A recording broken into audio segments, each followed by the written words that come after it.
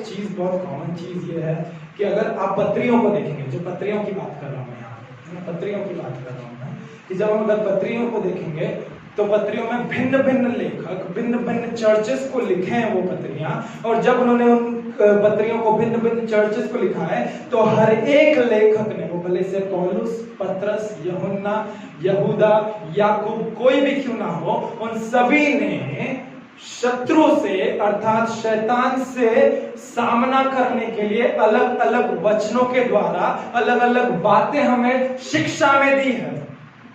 मैं फिर से बोलूंगा कि भिन्न भिन्न पत्रियों में भिन्न भिन्न लेखकों ने हर एक कलीसिया को यह सिखाया है कि जब शैतान का सामना करना है तो कैसे कर सकते हो। शिक्षा दी है वचनों के द्वारा, शिक्षा दी है। समझ पा रहे हैं इस बात को कि शैतान का सामना करना है तो कैसे करो। वचन निकालेंगे पहला पतरस, हम लोग पतरस के जीवन में से देखेंगे। पहला पतरस 5वां अध्याय पद संख्या 8। Let's turn our Bible to the epistle of 1 Peter chapter 5 verse number 8। मैं हिंदी में से पढ़ूंगा। वचन क्या कहता है वहां पर? पहला पतरस 5 पद संख्या 8, सचेत हो और जागते रहो, क्योंकि तुम्हारा विरोधी शैतान गरजने वाले सिंह की नाई इस खोज में रहता है कि किसको है। पतरस चर्चेस को जागरूक होने के लिए बोल रहा है कि जाग जाओ, क्योंकि शैतान जो है वो एक सिंह के समान आ रहा है और दहाड़ रहा है कि किसको फाड़ खाए। पहली बात कॉमन सेंस यूज करने की जरूरत है कि वो वहां पर उस वचन से ही हिडन मैसेज बता दे रहा है कि शैतान कभी भी यह शेर की बात करे तो शेर कभी भी शिकार करने के लिए जाता है, दहाड़ते हुए नहीं जाता है। सुना है क्या कभी किसी ने नेशनल ज्योग्राफिक या डिस्कवरी पे देखा शेर को दहाड़ते हुए करते हुए शिकार भाग जाएगा इतनी आवाज में। आमीन, हालेलुया। ना शत्रु क्या करता है, शैतान क्या करता है, दबे में शेर हमेशा दबे हुए पाँव जाता है और जाकर के उसको शिकार के ऊपर झपट लेता है। आमीन, यस, हालेलुया, हालेलुया, हालेलुया। तो यहाँ पर उन्होंने वचन तो आपको और मुझे बता दिया कि हमें सचेत रहना है, जागते रहना है, क्योंकि शैतान हमारा विरोधी गरजने वाले सिंह के नाई हमारे पास में आता है कि वो किसको फाड़ खाए। तो यहाँ पर आपको और मुझे सोचने वाली बात है, इस बात के ऊपर विचार करने वाली बात है कि जब कभी भी शैतान हमारे पास में आता है, तो यहाँ पर मैं आप लोगों को ये सत्य बात बता रहा हूँ, है ना, सत्य बात है, ये एग्जैक्ट होता है, ये चर्चेज में होता है आज भी, है ना, कि जब कभी शैतान उन व्यक्ति के जीवन में काम करता है तो एक व्यक्ति होता है जिसके पास में वे लोग आते हैं और उस व्यक्ति के पास में आकर के बोलते हैं, पास्टर साहब आप प्लीज हमारे लिए प्रार्थना करिए क्योंकि शैतान हमारा पीछा नहीं छोड़ रहा। पास्टर साहब आप प्लीज हमारे लिए प्रार्थना करिए कि हमारे जीवन में शांति नहीं आ पा रही है। पास्टर साहब आप हमारे लिए प्लीज प्रार्थना करिए कि ये शैतान जो है वो एकदम कैसे बोले मैं कि मैं बिल्कुल पीछे ही पड़ गया है, बिल्कुल पीछा ही नहीं छोड़ रहा है। Hallelujah, hallelujah, hallelujah. Phone silent कर लो प्लीज, है ना। और पास्टर साहब प्रार्थना करने के लिए जाते हैं in the name of Jesus. प्रभु आपका वचन कहता है, अब यहाँ पर ध्यान से सुनिए, है ना, यहाँ पर ध्यान से सुनिए कि ये बातें कहीं पर भी नए विश्वास में आए हुए लोगों के लिए नहीं कह रहा हूं, क्योंकि नए विश्वास में आए हुए लोगों के सामने उन्हें ये बात नहीं पता कि जब एक विश्वासी प्रार्थना करता है तो वो दुष्ट आत्मा और शैतान का कार्य खंडित हो जाता है। परंतु मैं यहाँ पर परिपक्व विश्वासियों के लिए बात कर रहा हूँ कि पास्टर साहब मैं तो बहुत ट्राई करके देख चुका हूँ, पास्टर साहब मेरे जीवन में से शैतान का फंदा या बंधन जा ही नहीं रहा है। और पास्टर साहब भी जाकर के प्रार्थना करते हैं, शैतान दूर हो जा, इन द नेम ऑफ जीसस, शैतान दूर हो जा, इन द नेम ऑफ जीसस, शैतान दूर हो जा। Hallelujah, hallelujah. 9वें वचन में इसका सॉल्यूशन लिखा हुआ है, पहला पतरस 9 5वां अध्याय पद संख्या 9 में। वहां पे क्या कहता है? इसका सॉल्यूशन ये है कि जब कभी भी शैतान हमारे सामने गरजने वाले सिंह के समान आए तो उस विश्वासी को, यहाँ पे वचन को देखेंगे हम लोग, प्रभु का वचन क्या कहता है कि जब कभी भी शैतान जो गरजने वाले सिंह के समान तुम्हारे पास में आए तो विश्वास में दृढ़ होकर के अपने कलीसिया के पास्टर विनोद पीटर के पास में जाना और उनके पास में जाकर के उन्हें ये बोलना कि शैतान मेरे पीछे एक शेर के समान लगा हुआ है, प्लीज मेरे लिए प्रार्थना करो, प्लीज मेरे छुटकारे के लिए प्रार्थना करो, प्लीज मुझे इस शैतान से आजादी दिलाओ। In the name of Jesus, शैतान in the name of Jesus, शैतान चले जाओ। Hallelujah, hallelujah. ऐसा कहता है क्या बाइबल? विश्वास में क्या कहती है फिर आप? सामना करना है।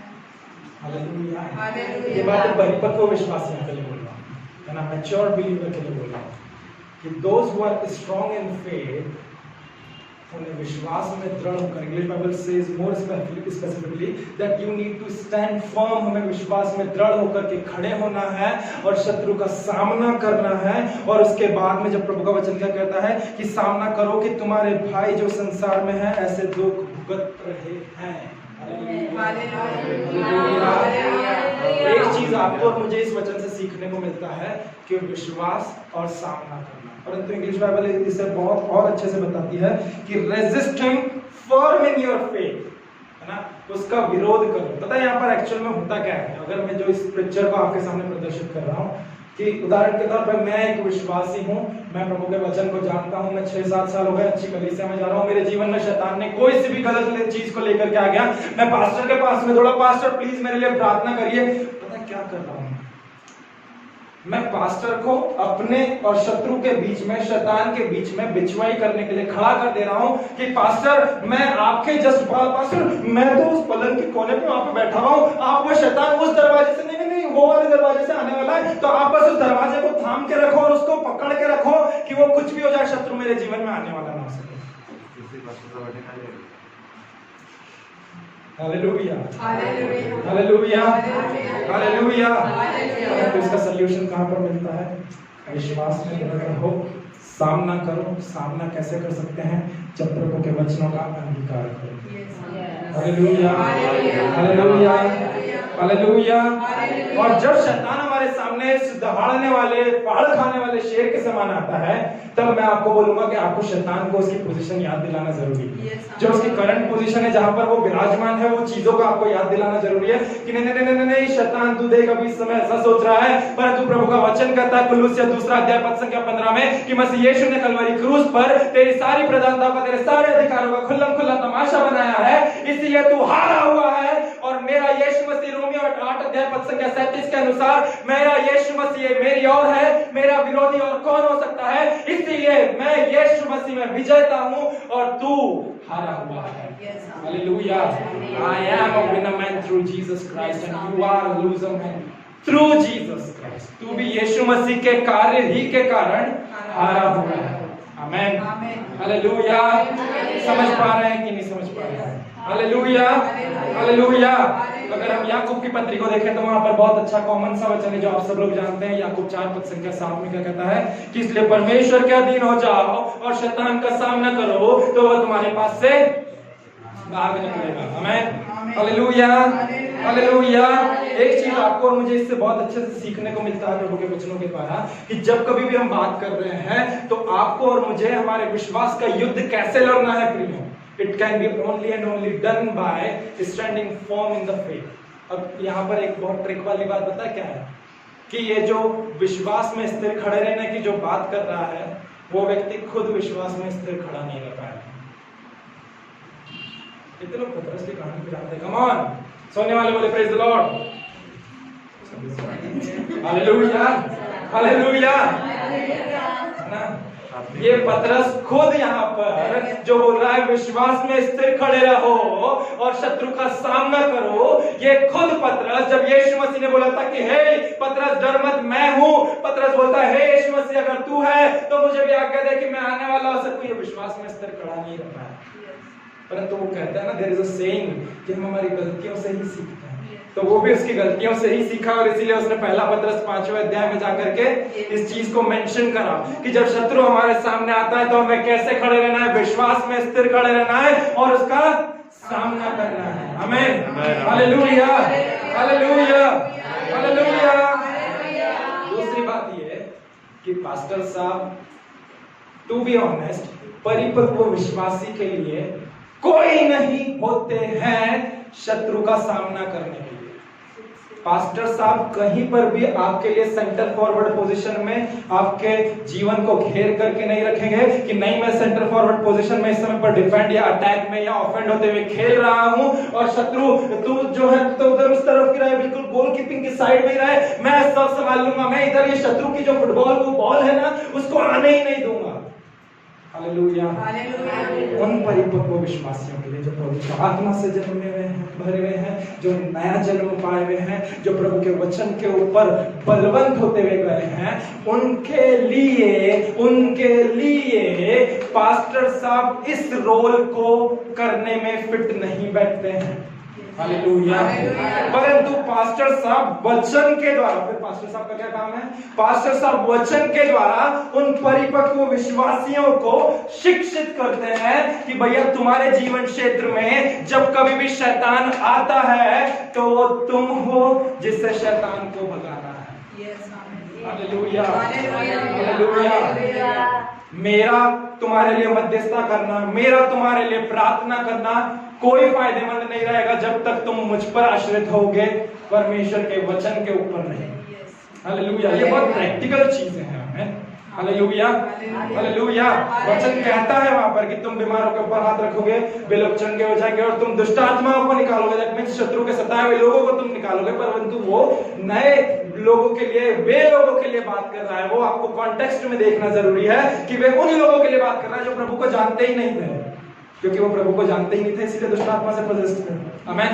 हालेलुया। परंतु जब यहाँ पर ये बात कर रहा है तो this is talking to the church, this is talking to the believers. ये वचन पहला पत्रस 5 अध्याय पद संख्या 8 और 9 किस संदर्भ में, किस कॉन्टेक्स्ट में बात कर रहा है? चर्चेस को, जो लोग विश्वास में बलवंत थे उन लोगों को लेकर के बात कर रहा है। कंक्लूजन क्या है? कि आपको और मुझे खुद को शैतान को लात मार के भगाना।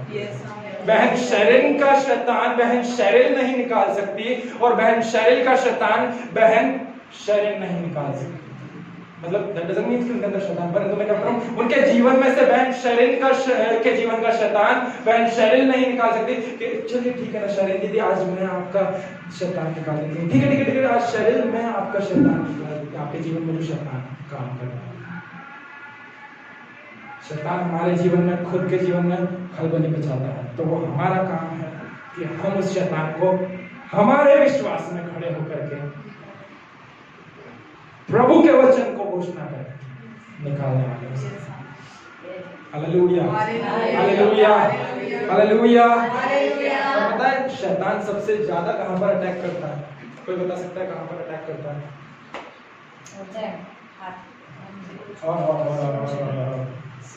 सबसे पहला, सबसे मुख्य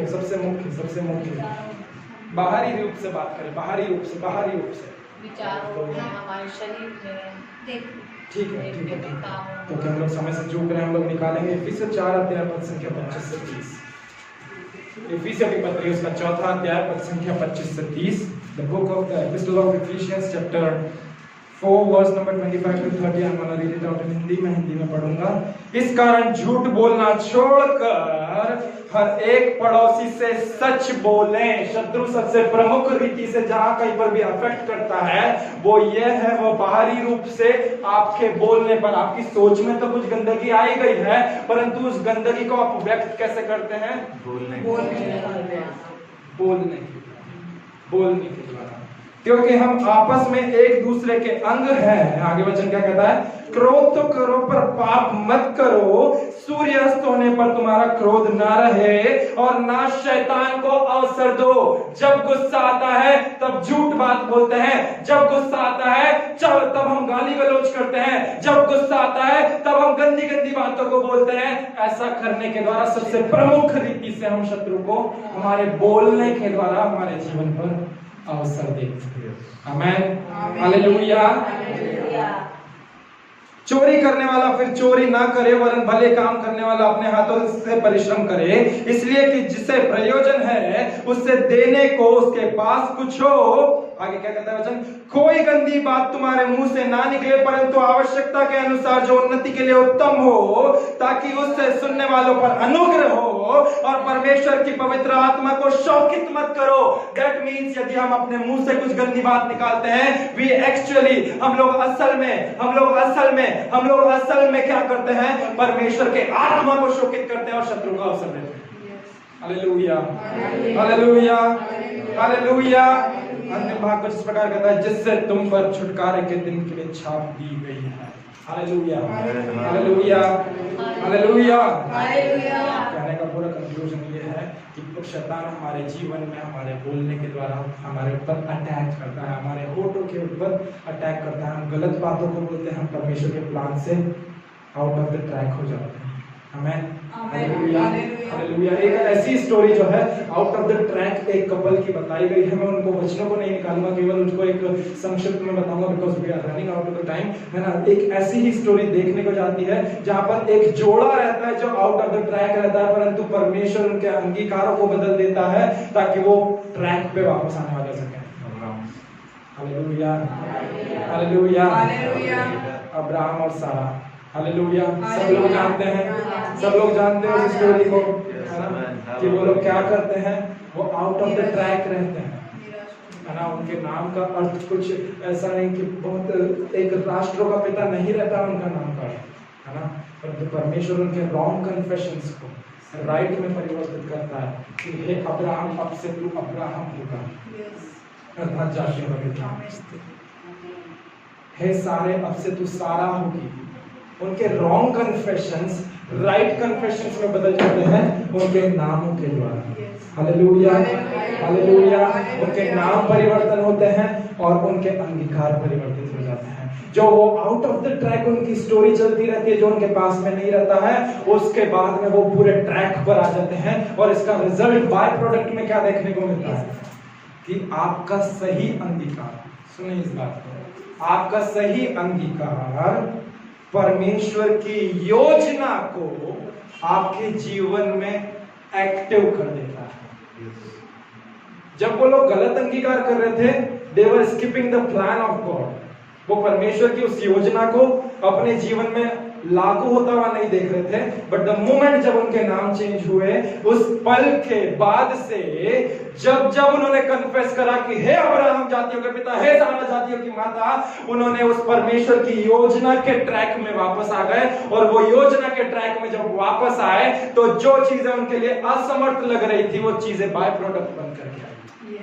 हालेलुया, हालेलुया, हालेलुया। अगर मैं बात करूं जस्ट फॉर एन एग्जांपल से, क्योंकि हमने अभी अंगीकार करना सीख लिया है और अब हम इसको कार्यगत होते हुए देखेंगे। अगर मैं बात करूं अंगीकार के विषय में, कि हम लोगों ने सीखा है, हमने पास्टर के द्वारा इस वचन को सीखा है कि spirit of power, love and sound mind. किसने इस वचन को सीखा है कि हमें परमेश्वर ने प्रेम, संयम और सामर्थ का आत्मा दिया है ना। तो परमेश्वर के, अगर मैं एक बात करूं केवल एक सिचुएशन के रूप में, कि यदि कोई व्यक्ति आपके पास में है जो असल में डर और भय का जीवन जी रहा है, जिसके जीवन में संदेह भरा हुआ है, प्रभु के वचन को लेकर के भी संदेह भरा हुआ है, अपने जीवन में वो नाना प्रकार की बातों से डरता रहता है। Hallelujah, hallelujah. तो यदि परमेश्वर के वचन दूसरा तीमुथियुस 1:7 उनके पास में पहुंचेगा, यदि परमेश्वर का वचन यशायाह नबी की पुस्तक उसका 41:10 उनके पास में पहुंचेगा, और यदि परमेश्वर का वचन मरकुस रचित सुसमाचार 11:23 उनके पास में पहुंचेगा। मैं रिपीट करूंगा इस वचन को, दूसरा तीमुथी 1:7, यशायाह 41:10, मरकुस 11:23। व्यक्ति क्या कर रहा है? डर और भय से डील कर रहा है, संदेह से डील कर रहा है ना। मरकुस 11:23, यशायाह 41:10 और दूसरा तीमुथी 1:7। अब यहाँ पर जो वचन लिखे हुए मैं आप लोगों को बता देता हूं। दूसरा तीमुथी 1:7 क्या कहता है, कोई बता सकता है? परमेश्वर ने हमें भय का आत्मा नहीं परंतु प्रेम, सामर्थ और संयम का आत्मा दिया है। ये हुआ पहला वचन। दूसरा यशायाह 41:10, मत डर क्योंकि मैं तेरे संग हूं, इधर उधर मत ताक क्योंकि मैं तेरा यहोवा परमेश्वर हूं। मैं तुझे दृढ़ करूंगा और अपने धर्म में दाहिने हाथ से तुझे संभाले रखूंगा। उसके बाद में मरकुस 11:23, जो संदेह के लिए, जो डाउट के लिए वचन बताया गया है कि यदि तू इस पहाड़ से कहे कि उठ और समुद्र में जा पड़ और संदेह ना करे, वरन हृदय में प्रतीति कर ले कि जैसा तू कहता है वैसा हो जाएगा, तो तेरे लिए वैसा ही होगा। कन्फेशन बनाए, जल्दी से कन्फेशन बनाए, वचनों को लेकर बनाए, यस नहीं बनाना है। व्यक्ति डर के साथ में डील कर रहा है। दूसरा तीमुथियुस 1:7 और यशायाह 41:10 कैसे बनाएंगे? प्रभु के वचन के ऊपर कैसे अंगीकार करने वाले हो सकेंगे उस वचन के अनुसार? जल्दी जल्दी जल्दी जल्दी जल्दी, कम ऑन। दूसरा तीमुथियुस 1:7 कहता है कि परमेश्वर ने हमें डर और भय का आत्मा नहीं दिया परंतु प्रेम, सामर्थ, संयम का आत्मा दिया है।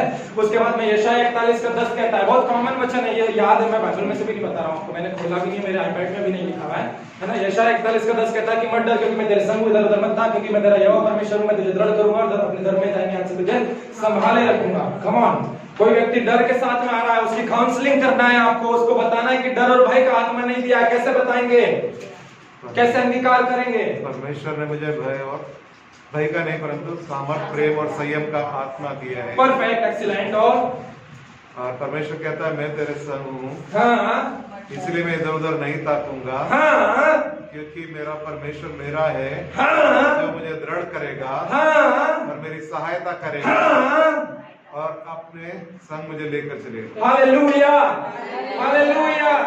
कम ऑन, ये तो पास्टर ने ये वाली बाजी ले ली। एक और चीज देखेंगे हम लोग कि हम लोगों को एक व्यक्ति है जिसको आपको बलवंत करना है कि उसको अंगीकार में आगे बढ़ाते जाना है। अगर आपके पास में ये 2-3 वचन आपके पास में आते हैं जहाँ पे परमेश्वर का वचन कहता है भजन 107 पद संख्या 20 में कि परमेश्वर यहोवा अपने वचन को भेज करके चंगा करने वाला परमेश्वर है। पहला पत्रस 2 अध्याय पद संख्या 24 में कि उसी के कोड़े खाए जाने के द्वारा आप और मैं चंगे हुए हैं। नीति वचन 4 अध्याय पद संख्या 20 से लेकर के 22 तक में कि ये परमेश्वर का वचन जो है वो आपके और मेरे लिए जो है एक औषधि का काम करता है, हमारे शरीर को, हमारी हड्डी की रक्षा करने का काम करता है। अब उसको हीलिंग के बारे में वचन देना है, उसके सामने हीलिंग को कन्फेस करना है। आपको खुद को, यदि आप दूसरे व्यक्ति की बात छोड़ें, हम खुद एक बीमारी में से होकर के जूझ रहे हैं। हमारे पास में 3 वचन है। पहला पत्रस 2:24, भजन 107:20 और उसके साथ में नीति वचन 4 अध्याय पद संख्या 20-22। पहला पत्रस 2:24, नीति वचन 4:20-22, भजन 107:20। भजन 107:20 कहता है कि परमेश्वर यहोवा अपने वचन को भेज करके चंगा करने वाला परमेश्वर है। पहला पत्रस 2:24 कहता है कि उसके कोड़े खाए जाने के द्वारा आप और चंगे हुए। और तीसरा वचन जो है नीति वचन 4 पद संख्या 20 से लेकर के 22 तक कुछ इस प्रकार कहता है कि जब आप और में परमेश्वर की बातों को ध्यान करके सुनेंगे, उसे अपनी आंखों की ओट ना होने देंगे परंतु उसे अपने हृदय में उतार लेंगे। हालेलुया। तो ऐसा ही करने के कारण ये हमारे जीवित रहने का और भले चंगे रहने का कारण है। चंगाई को घोषणा करना है। कैसे करेंगे? Come on, come on, come on, come on, come on, जल्दी से क्राइस्ट सेंटर चर्च के विश्वासी जल्दी से बताएं।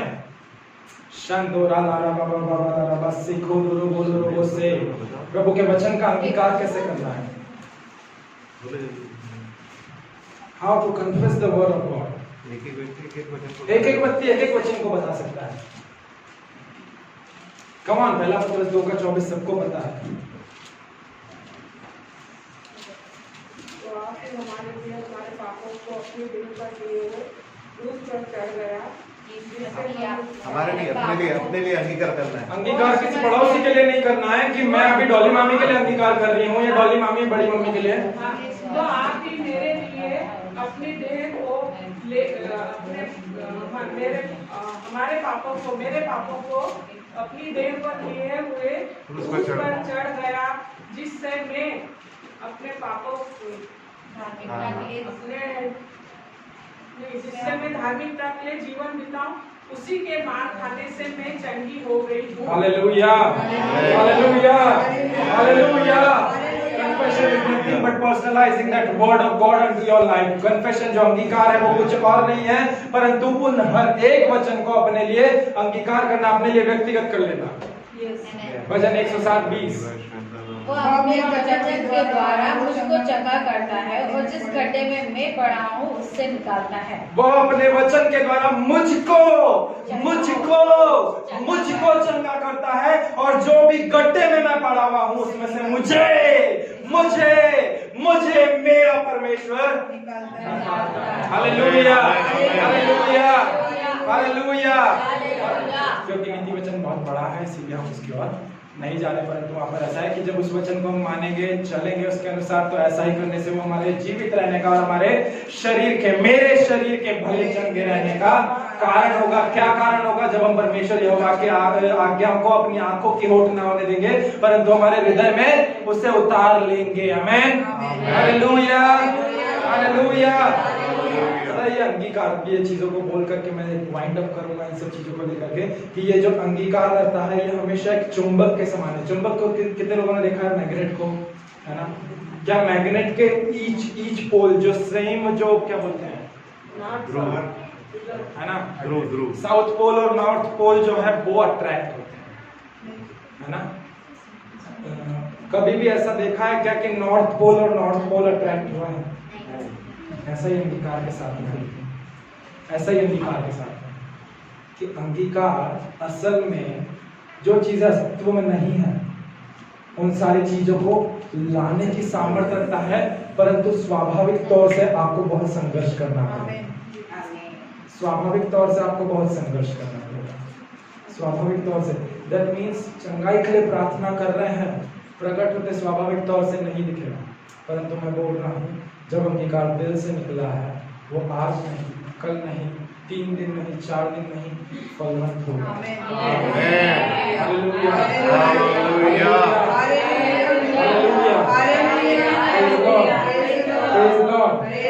और वो केवल और केवल हृदय से निकला हुआ विश्वास ही है जो उस अंगीकार को फलवंत करेगा। मस्तिष्क वाला विश्वास कोई कार्यगत नहीं है। आमेन, हालेलुया। तो हम लोगों ने इस पूरे चैप्टर को, पूरी राइट एंड रॉन्ग की सीरीज को वाइंड अप कर दिया है। और अगर अब मैं आप लोगों को केवल सोच के बारे में बात करूं, है ना, एक एक उदाहरण को बताऊं आप लोगों को, जिससे आपको ये चीजें आपके मस्तिष्क में चिपक जाए, आपके हृदय में उतर जाए। सबसे पहला हमने क्या बात करा था? सही सोच और सही सोच और गलत सोच। अगर हम सही सोच के बारे में बात करें तो क्या मैं बाइबल में से एक ऐसा उदाहरण दे सकता हूं जो उत्पत्ति के पुस्तक में उसके 39 चैप्टर में कहीं पर पाया जाता है, जहां पर एक इजराइल का पुत्र यूसुफ नामक लड़का होता है जिसे अपने मित्रों, अपने भाइयों ने बेच दिया, और अब वो मिस्र में आकर के वो एक पोतीफर के सामने वहां पे घर में वहां पर एक मंत्री का कार्य कर रहा है। और कुछ ना कुछ ऐसा हुआ जहां पर पोतीफर की पत्नी ने उसकी ओर दृष्टि करी, परंतु क्योंकि यूसुफ के हृदय में सही सोच थी, इसीलिए वो वहां से भाग। Hallelujah, hallelujah. सही सोच का उदाहरण चाहिए था ना आपको, कि सही सोच के बारे में आपने हमको पूरा पहले संडे को बताया सही सोच क्या है, सही सोच क्या है। यूसुफ की सोच एक सही सोच है। उसके अंदर उस पत्नी को लेकर के, पोतीफर की पत्नी को लेकर के कोई भी गलत बात नहीं थी, इसीलिए वो उस व्यभिचार के बंधन में गिरा नहीं, परंतु वो वहां से सबसे पहली फुर्सत में भागा। Hallelujah, hallelujah. गलत सोच की क्या बात है? अगर इसी का हम लोग पूरा उल्टा कर दें, पोतीफर की पत्नी गलत सोच। हालेलुया। यीशु मसीह बोलता है कि यदि तुमने अपनी आंखों से किसी को कुदृष्टि के द्वारा देख लिया, तुमने ऑलरेडी अपने हृदय में व्यभिचार कर लिया। और बहुत अच्छी ये बात मुझे कल स्टडी के द्वारा सीखने को मिली कि किसी भी स्त्री को, वचन कहता है कि किसी भी स्त्री को कुदृष्टि से देख लिया तो तुम ऑलरेडी व्यभिचार कर चुके हो। आज का करंट स्टेटस पता है क्या है? कि केवल पुरुष स्त्रियों को कुदृष्टि से नहीं देखते, परंतु स्त्रियां भी पुरुषों को 40 to 45% women sees a man through a lustful eye. Hallelujah. Hallelujah. Hallelujah. Praise the Lord. आते हैं विश्वास के बारे में। क्या सीखा था दूसरे संडे को? सही विश्वास और गलत विश्वास के बारे में। सही विश्वास क्या है? 12 वर्ष से लहू बहने वाली स्त्री के पास जो था, क्या था उसके पास? विश्वास। यदि मैं इसके वस्त्र के एक छोर को ही पकड़ लूं तो मतलब उसकी सोच सही थी, उसने सोच के अनुसार कार्य करा और उसने वहां पर उसकी चंगाई को लिया। हमने देखा था कि विश्वास हमारे लिए एक पूंजी है प्रभु से प्राप्त करने। आमेन, हालेलुया। एक और एग्जांपल, बर्तिमाई अंधे का हमने एग्जांपल देखा। Hallelujah, hallelujah. के अंदर बर्तिमाई क्या करता है? वहां पर वो परमेश्वर के पुत्र यीशु मसीह को बोलता है, दाऊद की संतान में देखने वाला उसे, तो यीशु मसीह बोलता है, जा तेरे विश्वास ने तुझे चंगा किया। हालेलुया। सूखे हाथ वाले व्यक्ति का दृष्टांत आप और मैं सब जानते हैं। यीशु मसीह बोलता है अपना हाथ बढ़ा, क्योंकि ये लोग सब बोल रहे हैं कि सबत के दिन पे चंगा कर सकते हैं कि नहीं कर सकते हैं। मैं तुझसे कहता हूँ अपना हाथ बढ़ा। हमने देखा था कि our faith must need to be above our 5 physical senses. हमारा विश्वास हमारे 5 ज्ञानेंद्रियों से भी ऊपर आना चाहिए। वो देख रहा था कि उसका हाथ पूरा झुर्रियों में और सूखा हुआ और चिपका हुआ है, परंतु फिर भी यीशु मसीह ने बोला है इसीलिए मैं अपने हाथ को आगे बढ़ाता हूँ, और जब हाथ को आगे बढ़ाया एक क्रिएटिव मिरेकल होने वाला हो सकता है। आमीन, हालेलुया, हालेलुया। स्वर्ग से व्यापार होना चालू हो गया, किसके द्वारा? केवल और केवल विश्वास के द्वारा। Hallelujah, hallelujah. विश्वास का क्या अर्थ है? कहीं पर ऐसा एक वचन में लिखा, शायद प्रेरितों के काम उसके 5वें अध्याय में एक दंपत्ति के बारे में बताया गया है जिनका नाम हनन्याह और सफीरा करके बताया गया है, जो देख रहे थे कि अरे ये पतरस और यूहन्ना लोग जो है ये लोग बहुत चिन्ह चमत्कार और अद्भुत काम कर रहे हैं और लोग इनके पास में गिर गिर करके अपनी धन संपत्ति को ला ला करके आशीष दे रहे हैं, तो हम भी ऐसा करते हैं, हमारी भूमि का एक भाग बेच करके कुछ अपने पास में रख लेते हैं और कुछ इनके सामने जाकर के अर्पण करते हैं। That is an example of wrong believing. उन्होंने गलत सोचा, उन्होंने गलत विश्वास करा और उन्होंने उस गलत विश्वास के अनुसार कार्य करा। क्या हुआ? मृत्यु हुआ। आमीन, हालेलुया, हालेलुया। सही अंगीकार और गलत अंगीकार का बात। Hallelujah, hallelujah, hallelujah. निकालेंगे हबक्कुक की पुस्तक, आखिरी वचन है ये, हबक्कुक की पुस्तक। हम देख रहे हैं सही अंगीकार के विषय में।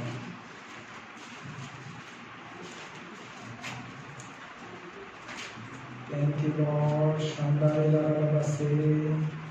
हबक्कुक की पुस्तक उसका 3रा अध्याय, उसके अंतिम भागों को मैं आप लोगों के लिए पढ़ूंगा। वहां पे वचन क्या कहता है? क्योंकि चाहे अंजीर के वृक्ष में फूल न लगे और न दाखलताओं में फल लगे, जलपाई के वृक्ष से केवल धोखा पाया जाए और खेतों में अन्न ना उपजे, भेड़शालाओं में भेड़ बकरियां ना रहे और न थानों में गाय बैल हो। करंट सिचुएशन बता रहा है हबक्कुक उसके समय की। उन 18 और 19 पद क्या कहता है? तो भी मैं यहोवा के कारण आनंदित और मगन रहूंगा और अपने उद्धारकर्ता परमेश्वर के द्वारा अति प्रसन्न रहूंगा। यहोवा परमेश्वर मेरा बल मूल है, वह मेरे पांव हरिणे के समान बना देता है, वह मुझको मेरे ऊंचे स्थानों पर चलाता है। Hallelujah. This is called as right confessing. The confession which goes beyond your natural circumstances. तुम्हारे सीजन्स के ऑपोजिट जा करके जब आप और मैं इन वचनों को उठा करके प्रभु का अंगीकार करते हैं, वचनों का ये वचन सही अंगीकार को लेकर जाता है, ये वचन सही अंगीकार को लेकर जाता है। आमीन, हालेलुया। हमने सुनी कहानी पहला शमूएल 17वें अध्याय में पाई जाती है कि दाऊद जो है वो वहां पर क्या करता है? दाऊद गोलियत नामक राक्षस के सामने जाता है, क्या करता है? तू तो मेरे सामने सांग और भाले को लेकर के आया है, परंतु मैं तो जीवते परमेश्वर के नाम से आज आया हूं और इसीलिए मैं कहता हूं कि आज ही मैं तेरे सिर को अपने तेरे धड़ से अलग करूंगा और इस पूरी फलिस्ती सेना के ऊपर जय पाऊंगा।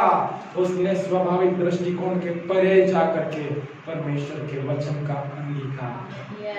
Hallelujah, hallelujah. जहां पर उसे कोई रास्ता नहीं दिखता तब वहां पर वो भजन 23 पद संख्या 4 में बोलता है कि चाहे मैं घोर अंधकार की तराइयों में से होकर के भी क्यों ना चलूं, तो भी मैं हानि से ना डरूंगा, क्योंकि तू मेरे साथ रहता है। हालेलुया। फिर गलत अंगीकार क्या हुआ पास्टर? एलीशा की कहानी सबने सुनी, एलीशा के दास गहाजी की कहानी भी सबने सुनी। Hallelujah, hallelujah. नामान कोड़ी को एलीशा ने केवल कहा यरदन नदी में जाकर के 7 बार डुबकी लगा ले, डुबकी लगाया, चंगा हो गया।